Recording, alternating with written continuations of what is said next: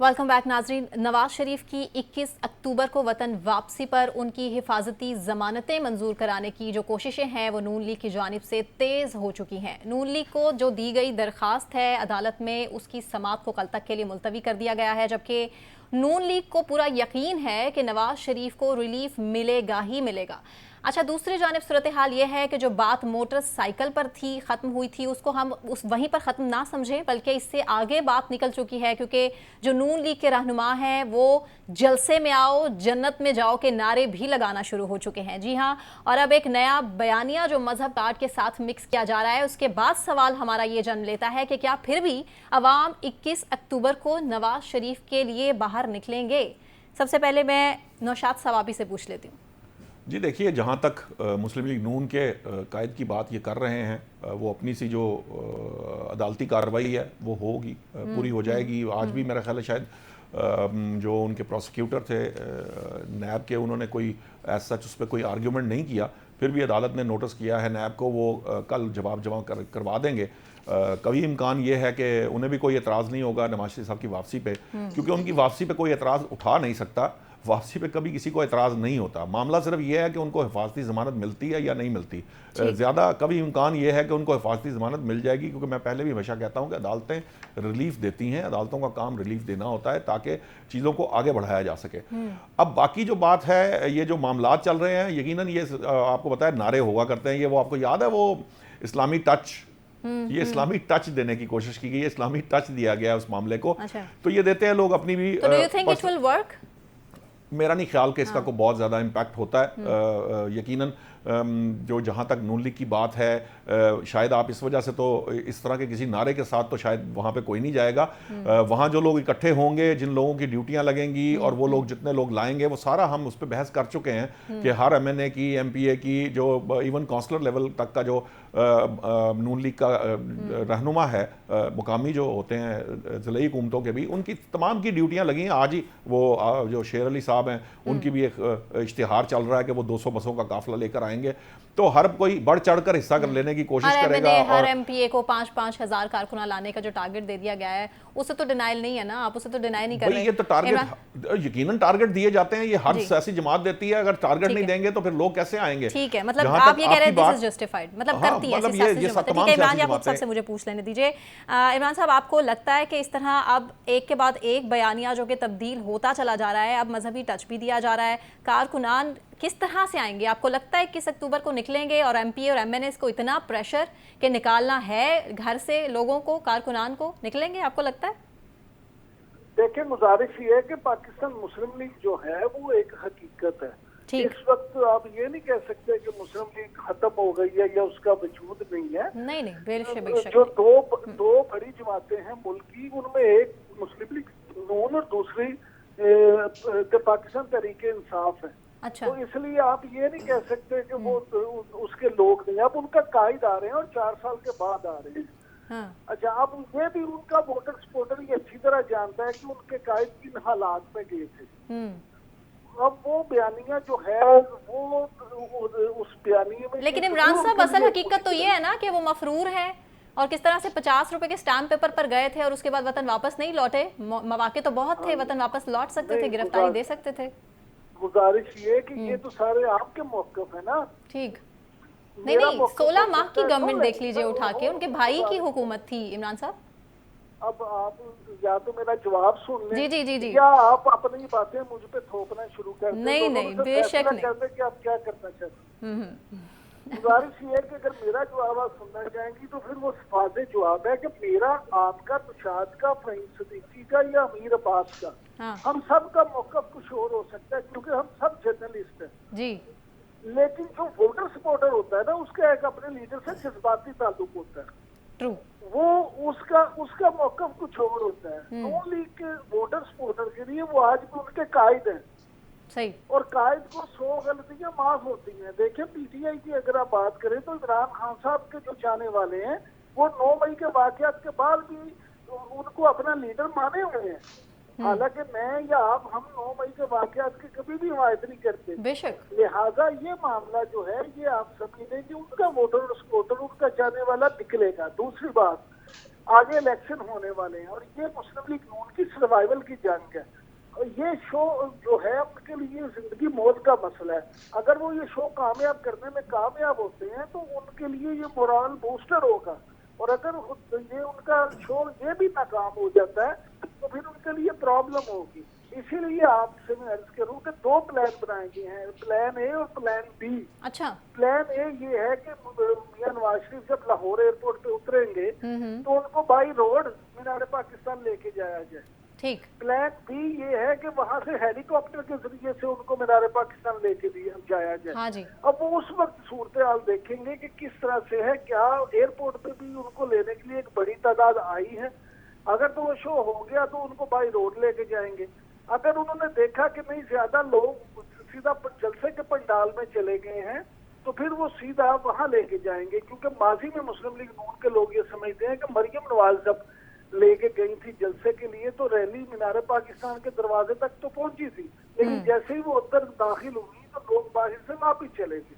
तो सियासी जमातें जो हैं उन्होंने अपने शो को कामयाब करने के लिए मुख्तलिफ खतरे करने होते हैं। अच्छा। इस दफा यही प्लान ए और प्लान बी इसीलिए रखा गया है, हेलीकॉप्टर किराए पे ले लिया गया है। लेकिन इसके बावजूद हमारे जो जराए हैं उनका ये कहना है कि मियां नवाज शरीफ के जो करीबी लोग हैं, शरीफ फैमिली जो है, वो ये चाहती है कि मियां नवाज शरीफ को बाई रोड ही लेके जाया जाए ताकि इस इस्तकबाल को पूरे लाहौर में कामयाब किया जाए, टाइम गेन किया जाए, ताकि जब वो घंटों के हिसाब से स्क्रीन पे रहेंगे तो एक तासुर ये जाएगा कि शायद जो है ना उनकी मकबूलियत में कोई कमी वाक़या नहीं होगी। ठीक हो गया इमरान साहब, पॉइंट आपका भी क्लियर है। अमीर अब्बास साहब, आपको क्या लगता है कि जो हेलीकॉप्टर है अभी तो वो तो किराए पर ले लिया, लेकिन आवाम को किराए पर किस तरह से लेकर आया जाएगा? क्योंकि अब तो ये बहुत ज़्यादा प्रेशर डेवलप हो चुका है, 21 अक्टूबर करीब है, आने वाली है, और अब बात तो जन्नत तक पहुँच चुकी। किस तरह से आवाम निकलेंगे घर से? जी ठोकर न्याज बेग के वो वलीमे के तर्ज के जलसे से बात मोटरसाइकिल और मोटरसाइकिल से होती हुई अब जन्नत की टिकटों तक पहुंच गई है।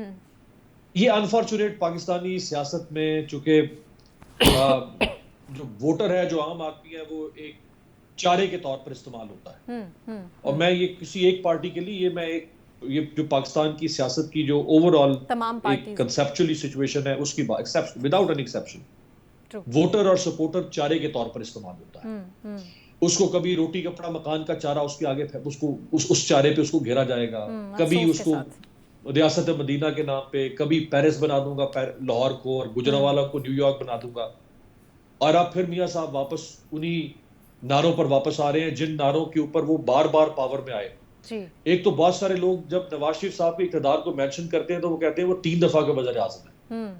ये हम बहुत फैक्चुअली हम गलत बात करते हैं कि वो 3 दफा के वज़ीर आज़म, वो 3 दफा के वज़ीर आज़म नहीं है, वो 3 दफा के चीफ मिनिस्टर भी हैं जी। सीनियरिटी लेवल 1981 में वो पहली बार प्रोविंशियल मिनिस्टर बने थे एक्साइज एंड टैक्सेशन के, फिर फाइनेंस मिनिस्टर बने, फिर 1985 में चीफ मिनिस्टर बने, फिर 1988 में चीफ मिनिस्टर बने, फिर 1990 में प्राइम मिनिस्टर बने जी। 1981 से लेके 1993 तक वो 12 साल मुसलसल अनइंटरप्टेड कंसेक्यूटिव प्राइम मिनिस्टर और पाकिस्तान के सबसे बड़े सूबे के हुक्मरान रहे। उसके बाद फिर 96 में वजारत उस्मा आई और फिर 2013 में फिर वजारत उस्मा आई। तो अमीर अब्बास साहब, इसीलिए तो सियासत में उनका तजुर्बा ज्यादा है, इसीलिए तो अब उन पर रिलाय किया जा रहा है। अब वो आएंगे दोबारा से मईशत को ठीक करेंगे ना। देखिए, जब भी वो पावर में आते हैं उनकी टीम कौन होती है सना? ख्वाजा आसिफ, इस दफा भी ख्वाजा आसिफ होंगे साथ, ख्वाजा साद रफीक इस दफा भी साथ होंगे। अगर इसहाक उन्होंने ना छोड़ा, शायद अफगान अब्बासी ने, वो भी साथ होंगे। इसहाक डार पहले भी साथ, अभी भी साथ, नवाज शरीफ भी वही, टीम भी वही। तो बीच में से वो कौन, इस मशीन में से नतीजा कौन सा नया निकल आएगा? ये कोई लॉजिक भी तो होती है ना कि आप कैसे कोई मैथमेटिकली कोई मुझे ऐसी कोयत तो बना के दिखाएं। अब इसहाक डार की सुन लें, 90 में जब प्राइम मिनिस्टर बने नवाज शरीफ तो इसहाक डार उस वक्त स्टेट मिनिस्टर बने थे, फिर बोर्ड ऑफ रेवेन्यू के चीफ एग्जीक्यूटिव बने, फिर 97 से लेकर 99 तक पहले वजीर तजारत रहे, फिर वजीर खजाना बने, फिर 2008 में वजीर खजाना बने 6 महीने के लिए, फिर 2013 से 17 तक वजीर खजाना रहे, फिर 2022 में वजीर खजाना रहे। भाई किस कौम के मुंह पे क्या लिखा हुआ है कि बेवकूफ है, अहमक लोग हैं? आप कोई ऐसी बात करें कि जिस बात की एंडोर्समेंट हो सके, जिस बात के ऊपर हम भी कहेंगे यार बिल्कुल वाकई किसी नई सोच के साथ आ रहे हैं। ये पुराना मंजन जो है वो कोई भी सियासी जमात अगर आप ये पीटीआई भी उठ के आके दोबारा पुराना मंजन बेचेगी, वो भी लोग नहीं बाय करेंगे। वो अलहदा बात है कि खान साहब की पॉपुलैरिटी उनके सिंपैथेटिक फैक्टर की वजह से बहुत ज्यादा चली गई। लेकिन अभी ये जो सर्वे आया है रिपब्लिक पॉलिसी थिंक टैंक का, कल रात में जारी हुआ, उसमें देखें कहां खड़ी हुई है पीपल्स पार्टी पंजाब के अंदर। बहुत लाहौर में एक सीट नहीं है, लाहौर जिले में एक सीट उनको नहीं मिल रही सर्वे के मुताबिक। तो पीपल्स पार्टी का भी मंजन वही है, मियां साहब भी वही पुरानी शराब को नई बोतल में पेश करने की कोशिश कर रहे हैं। अब ये हमारे ये लीडरशिप है, इसको देखना पड़ेगा कि ये 2023 का पाकिस्तान है। ये अभी भी 80 की दिहाई में अटके हुए हैं।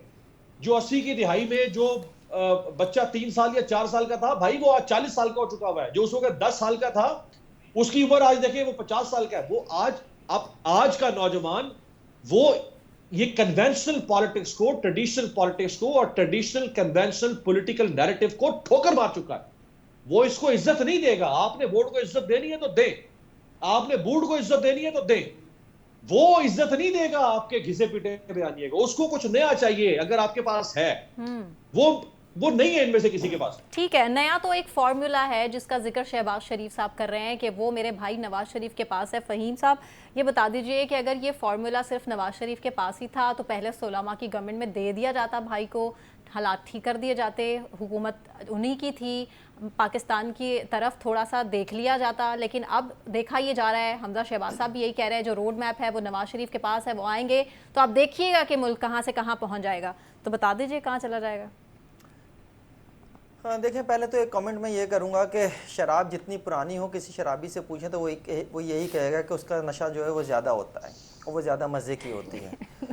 तो नवाज शरीफ साहब जो है वो जितना आमिर अब्बास साहब ने उनकी सियासी हिस्ट्री बताई है, तो उसके बाद अगर मैं ये कहूँ कि वो पुरानी शराब जो है वो ज़्यादा नशा दे सकती है, तो चलने देखते हैं कि क्या होता है। और मुझे कोई चीज़ दोहराने की ज़रूरत नहीं है। 2014 के बाद जिस तरह से जो है वो उस वक्त जब मुस्लिम लीग नून आई थी, उस वक्त महंगाई की शरह उस वक्त मुल्क में क्या थी, 3 पॉइंट समथिंग थी जब वो गए। उसके बाद आज महंगाई की शरह क्या है वो आपके सामने है। उस दौर में आपने उन्हें काम नहीं करने दिया, कभी एक धरना, कभी दूसरा धरना, कभी डॉन लीग्स, कभी पानामा लीग्स, कभी अकामे पे निकाल दिया। ये सारी बातें अपनी जगह, मैं अभी इनके ऊपर बहुत ज़्यादा बात नहीं करना चाहता। मैं आज जिस चीज़ पे आपसे थोड़ा सा वक्त चाहता हूँ ना, वो है ये जो आपका सवाल है ना कि मुल्क की सियासत में इस्लामिक टच। देखिए, इस्लामिक टच जो है ना, ये कोई पहली बार तो नहीं है, आपको भी पता है, मुझे भी पता है। अभी 2022 में जो है वो जमात इस्लामी जो है वो जब लोकल बॉडीज के इलेक्शन हो रहे थे, उस वक्त उसने भी कहा था कि जमात इस्लामी को वोट दें और जन्नत की चाबी हासिल करें। जेयूआई जो है वो 2018 के इलेक्शन में कह चुकी है, बल्कि मौलाना फजलुर रहमान तो यहाँ तक कह चुके हैं कि जनाब अगर आप वोट डालने एतिकाफ से निकलते हैं जेयूआई के लिए तो आपका एतिकाफ सलामत, और अगर आप इमरान खान को वोट डालने निकलेंगे तो आपका एतिकाफ टूट जाएगा। यहाँ तक कहा कि जन्नत की जमानत जो है वो जेयूआई को वोट है। चले ये तो ठीक है, लेकिन ये पाकिस्तान में या पाकिस्तानी सियासत में ये इस्लामिक टच आया कहाँ से? इमरान खान साहब की भी बात छोड़ दें, जो उनके कान में कहा गया था एक जलसे में, वो इस्लामिक टच भी छोड़ दें। अच्छा। ये आया कहाँ से? नहीं, वो तो वैसे ही लिबरल पार्टी है ना, उससे तो एक्सपेक्ट नहीं किया जा सकता कोई मजहब की बात करे। जी फिर क्यों कासिम सुरीन के कान में सूर फूंक रहे थे उस वक्त इमरान खान साहब के जलसे में? छोड़ दें इस बात को। मुझे सिर्फ इतना मुझे याद दिलाने दीजिए, इस कौम को ये याद दिलाने दीजिए कि जब 1965 में अयूब खान साहब के सामने मादरे मिल्लत, लफ्ज मादरे मिल्लत कह रहा हूं, जिन्हें करार दिया गया था, उनके वो जब इलेक्शन लड़ रही थी तो पहली बार जो है वो इस्लामिक टच लाया गया था। और बाकायदा तौर पर एक पीर ने जो है ये कहा था कि मैंने कशफ के जरिए ये इल्हाम हुआ है मुझ पर कि जो उनकी अपोजिशन पार्टी है, कंबाइंड अपोजिशन पार्टी, उसको जो है अल्लाह की खुशनुदी हासिल नहीं है। फिर उलमा से फतवे लिए गए कि एक औरत की सरबराही जो है वो इस्लामी रियासत में इस्लाम में जायज नहीं है। ये था पहला टच। और सिर्फ यही नहीं कहा गया था, यह भी कहा गया था जनाब उस मादरे मिल्लत के लिए कि एक कुतिया के गले में जो है वो सफेद पट्टा जो मोहतरमा माफादरमा जिना की अलामत था, वो उसके गले में डालकर उसको जो है वो बाकायदा तौर पर जो है उसको एक तख्ती देकर जिसके ऊपर फातिमा जिना लिखा गया था, उसके गले में जो उनका इंतखाबी निशान था लालटेन, वो डालकर फिराया गया था। और ये वही तो अयूब खान है जिनके बेटे गौहर अयूब जो हैं वो जश्न फतह मनाने उसी 5 जनवरी को निकले थे कराची में। तो कराची के इलाके लियाकताबाद में 52 अफराद को जो है वो कत्ल कर दिया गया था। उन इलाकों में कत्ल किया गया था जहां के लोगों ने जो है मोहम्मद मिल्लत मोहतरमा फातिमा जिना को वोट दिया था। और यही गौहर अयूब साहब, यही गौहर अयूब साहब जो है 1990 में जब नवाज शरीफ साहब आए थे तो उस वक्त जो है वो वजीर इनके स्पीकर कौमी असम्बली रहे, 1996 में जो है वजीर खारजा रहे, मुख्तलिफ ओहदों पर रहे। तो मुस्लिम लीग नून से आप क्या एक्सपेक्ट करती हैं? ये इस्लामिक टच जो देने की कोशिशें हैं ये तो उनके जो रूहानी पेशवा थे अयूब खान साहब उस वक्त से देते चले आ रहे हैं। ये लोग तो मुस्लिम लीग उस वक्त की जो अयूब खान जिस जमात से इलेक्शन लड़ रहे थे उसका नाम भी मुस्लिम लीग था। बाद में ये इनकी जो मुस्लिम लीग तो खैर अलग मुस्लिम लीग है, लेकिन जनाब मुझे कहने दीजिए कि इस कौम के जज्बात से हर दौर में खेला गया है और ये इस्लामिक टच हर दौर में दिया गया है। हमने तो महादरे मिल्लत को नहीं बख्शा। आज हम जन्नत के जो है वो टिकट बांटते फिरते हैं या गद्दारी के सर्टिफिकेट बांटते फिरते हैं, यही हमारा सबसे महबूब मशगला है और यही हम करते आए और लगता है यही करते रहेंगे। सबक हम नहीं सीखेंगे, ना हम फलस्तीन से सबक सीखेंगे, ना हम कश्मीर से सबक सीखेंगे। हम इसी तरह से जो है ना ख्वाब गफलत की नींद जो सोते रहेंगे। नौशाद साहब, जन्नत मिल जाएगी? नहीं, जन्नत की तो बात वहाँ ये बिल्कुल डिफरेंट है। देखिए ये तो काफ़ी हद तक फ़हीम ने बता दिया, ये हमें मालूम है, ये हिस्ट्री बिल्कुल इसी तरह से है कि अब ये मामलात होते हैं। लेकिन एक बात मैं ज़रूर करना चाहता हूँ, यहाँ थोड़ा सा ना एक और बहुत प्रॉब्लम हो गया है। हमारे यहाँ जो एक यूथ की एक आइडियलिस्टिक अप्रोच थी ना, जिसके ऊपर मैं पहले भी रेफरेंस देता रहा हूँ, जब बात करता रहा हूँ, वो प्रॉब्लमैटिक भी है। देखिए रैशनल अप्रोच बहुत ज़रूरी है। हमें ये देखना है जब हम तज्जिया करते हैं तो हमें ये बात समझनी है कि किसने डिलीवर किया और किसने डिलीवर नहीं किया। ये जो सियासत में जब आप किसी को अन्नाने हुकूमत देते हैं तो अन्नाने हुकूमत देने के बाद आप ये कह सकते हैं कि इसने इस जगह पे काम सही नहीं किया, इस जगह पे ठीक किया, इस जगह पे नहीं किया, इस जगह पे ठीक किया। ठीक है, reality check which is more important. ठीक है, बिकॉज़ पार्टी ये का जो ही बयान ये जो बिलावल खाली साहब को सिर्फ उठाकर देख लीजिए, ये स्वीपिंग स्टेटमेंट्स जो हैं इससे हमें अवॉइड करना चाहिए कि जी नौजवान ये नहीं चाहते, नौजवान वो नहीं चाहते, नौजवान बेरोजगारी भी नहीं चाहते। नौजवानों को जो बेरोजगारी दी गई है उसका जवाब मांग रहे हैं नौजवान के, वो बेरोजगारी क्यों मिली है उनको, किसके कहने पे, लीडर बिलावल भुट्टो ज़रदारी के बयान पर भी थोड़ी सी रोशनी डाल लेते हैं। अभी कुछ देर पहले ही खिताब कर रहे थे वो इमरान याकूब साहब, ना कि सियासत को खत्म करने की बात की जा रही थी बिलावल भुट्टो ज़रदारी की जानिब से, और साथ ही साथ उन्होंने भी ये कहा है कि हम इक़्तिदार में आते हैं तो हम नया इकोनॉमिक कॉरिडोर देंगे और मुल्क की सूरत हाल को बदल देंगे। Do you agree?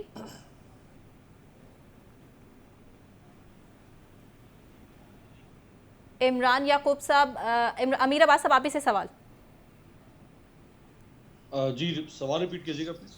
Bilawal Bhutto Zardari ने जो कुछ देर पहले भी अपना बयान दिया, खिताब कर रहे थे और अना की सियासत को ख़त्म करने की उन्होंने बात की है। उन्होंने कहा है कि नए तरीक़ेकार अपनाने चाहिए और इक़्तिदार में अगर आते हैं तो नया इकनॉमिक कॉरिडोर देंगे। नून लीग को भी उन्होंने काफ़ी तनकीद का निशाना बनाया है, पीटीआई के साथ साथ। देखें, बिलावल साहब एक यंग आदमी थे, उनका कोई पॉलिटिकल बैगेज नहीं था और कोई पॉलिटिकल बैगेज नहीं था ना जब आए थे। 2000 यानी अपनी वालदा की शहादत के बाद, वालदा की शहादत के बाद, उस वक्त वो जब वालदा की शहादत हुई तो वो मुल्क से बाहर थे, वापस आए शहादत पे क्योंकि उनकी तालीम चल रही थी, फिर वापस चले गए। जब वो वापस आए पाकिस्तान में 2000 लगभग 11 या 12 में और उन्होंने फिर प्रैक्टिकली पॉलिटिक्स में पार्टी के चेयरमैन की हैसियत से काम शुरू किया, तो उस वक्त वो एक यंग आदमी थे। आज भी खैर वो 34 साल के, आज भी यंग हैं, लेकिन उनका कोई पॉलिटिकल बैगेज नहीं था और ऑक्सफोर्ड से पढ़कर आए थे, एक बहुत बड़ी माँ के बेटे थे और उनकी माँ ने उनकी एक हम कह सकते हैं कि एक अच्छी विजनरी तरबियत की होगी। लेकिन उनका जो तर्ज सियासत है बिलावल साहब का, उसमें उसकी ट्रेनिंग में कमी रह गई। वो टिपिकल थर्ड वर्ल्ड पॉलिटिशियन में तब्दील होते हुए नजर आ रहे हैं। टिपिकल थर्ड वर्ल्ड पॉलिटिशियन जो किसी भी तीसरी दुनिया के सियासतदान होते हैं, उनका जो लबो लहजा होता है, उनका जो बयानिया होता है, जिस तरह वो यूटर्न्स लेते हैं, जिस तरह वो उनके मौक़िफ़ तब्दील होते हैं, जैसे वो वेस्टेड इंटरेस्ट की पॉलिटिक्स करते हैं, जैसे उनकी सियासत में प्रिंसिपल्ड पॉलिटिक्स खत्म हो जाती है, बिल्कुल बिलावल साहब उसी तर्ज सियासत पर आ चुके हैं। और बज़ाहिर लगता ये है कि वो अपनी की हुई सियासत पे भी एतराज़ात उठाते नजर आते हैं, क्योंकि उनके भी जो इख्तलाफात हैं अपने वालिद के साथ, वो भी काफ़ी जो है वो मंजर आम पर अब आना शुरू हो चुके हैं, जिसकी वजह से काफ़ी सारे सवालात खड़े हो रहे हैं कि गालम गलोच की सियासत की वो भी बात कर रहे हैं और वो बार बार यही बात कर रहे हैं कि इल्ज़ामात की सियासत को भी खत्म होना चाहिए। देखिए ना, ये कोई एक्सक्यूज तो नहीं है कि अगर उनके वालिद की सियासत का साया उन पर पड़ रहा है तो वो सियासत भी करते रहे, वो वज़ीर खारजा भी बन रहे हैं, वो 10 साल से पार्टी के चेयरमैन का प्रोटोकॉल भी एंजॉय कर रहे हैं, सारी पार्टी पीछे खड़ी हुई है, वो मुल्क में ललकारते हैं, गरजते हैं, बरसते हैं, कभी इमरान खान को गाली देते हैं, पार्लियामेंट में खड़े होकर कहते हैं तुम बेगैरत हो, कभी नवाज शरीफ को कहते हैं मोदी का यार गद्दार, और जब उनसे कारकर्दगी का सवाल हो तो वो कहें वालिद के पीछे छुप जाए कि मेरे वालिद की सियासत हावी है। नहीं, आप फिर तय कर लेना, आप वालिद साहब से कह दें कि भाई या तो आप संभाल लें, व्हाट यू या फिर एग्जैक्टली अगर हैव मुझे टू डू। पार्टी का चेयरमैन बनाया बिल्कुल तो ठीक, आप मुझे फिर बिल्कुल करने ठीक, दें। बिल्कुल ये ठीक। नहीं हो मुझे सकता ना। मुझे ब्रेक अनाउंस करनी है और ब्रेक से वापस आने के बाद हम अगला सवाल आपके सामने रखेंगे, हमारे साथ रहिए।